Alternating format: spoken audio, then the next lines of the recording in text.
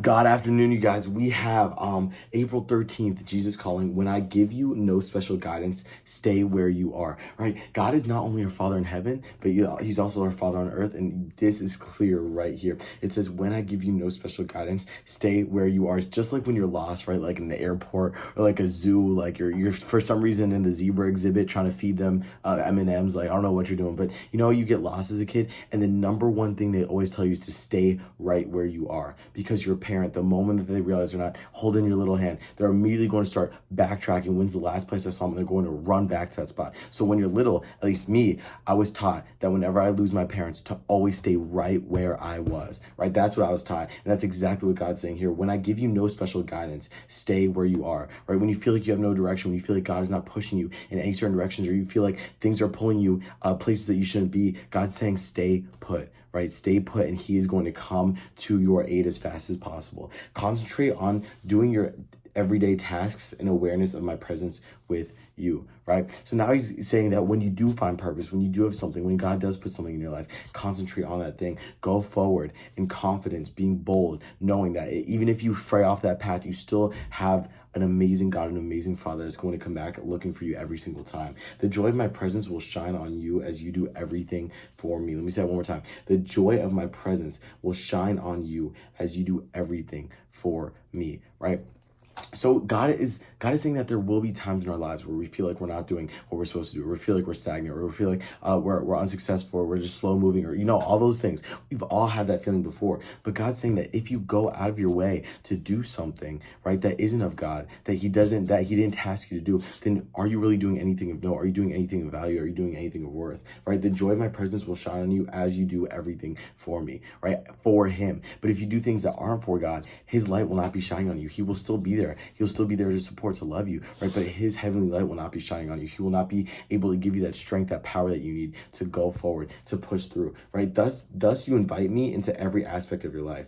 Through collaborating with me in all things, you allow my life to merge with yours. This is secret of not only joyful living, but of victorious living. I designed you to depend on me moment by moment, recognizing that apart from me, you can do nothing. So that's literally what we were just talking about. Let me read that. Through collaborating with me in all things, you allow my life to merge with yours, right? If we do go down God's path that he wants us to, if he does give us special guidance and we do take that, we say, God, I want to do what you want me to do, then you have the ultimate creator on your side. You have the ultimate Father on your side, and you cannot lose, right? You're literally slowly merging. You're getting closer and closer to God. Even on days where you do feel like you take a step back and you're not as close to God as you feel like it, or you feel like you're lost, right? God's going to come looking for you, right? Just stay put and concentrate on the Lord, and he's going to come right back to you. Through collaborating with me in all things, you allow my life to merge with yours.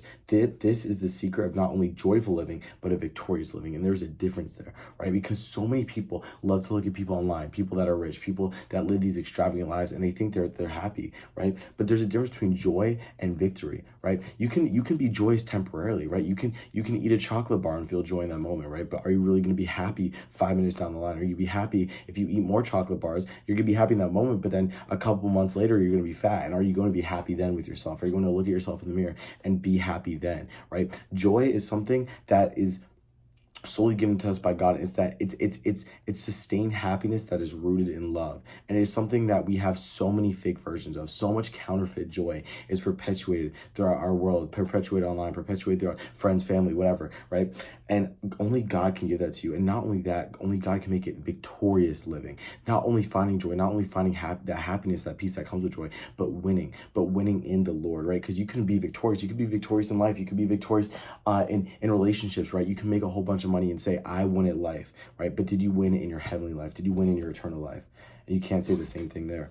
I designed you to depend on me moment by moment, recognizing that apart from me, you can do nothing, right? And he's not saying, when he's saying you could do nothing of note, right? Of true note, right? Someone that lives without God, they can do so many things on this planet, right? They can make it to Mars, or they can for some reason I started thinking about Elon Musk first. I don't know, make it to Mars, build rocket ships, right? They can do so many amazing things, right? They get extremely rich, buy their mom a beautiful mansion, right? And yeah, you are doing something, but in spiritual senses, you're really doing nothing, right? You are progressing yourself on this earthly plane, but you're not progressing yourself with God. I designed you to depend on me moment by moment. If you're not depending on God, if you depend on yourself, then you're going to be without God. Recognize that apart from me, you can do nothing. You can obviously do things, right? You can do things on this life, in this life, but not in your heavenly life. And I feel like that's what we keep coming back to, right? Is it really of no? Are the things you're doing really, really important, right? Are they worthy? Do they matter? Be thankful for quiet days when nothing special seems to be happening. Instead of being bored by lack of action, use times of routine to seek my face. And then again, we're talking about scrolling, we're talking about seeing all these things, right? Be thankful for quiet days. So many times we love to numb ourselves. The moment things get quiet, the moment things get awkward, the moment things get boring, we have so many outlets. We have so many outlets for entertainment, for distraction, right? But God is not calling us to do that. He does not want us to be distracted. He does not want us to be entertained, right? He wants us to be in him. He wants us to get closer to him. And we have so many opportunities throughout all of our days, right? So many people love to just wake up and pray and then forget about God, or they don't even wake up and pray, right? And they say, when can I have time for God? All the time. Those moments of silence, that time when you're eating, right? That time when you're having a conversation with someone and it's going in a route that you're scared about, right? You can rely on God. You can rely on God in so many ways, right?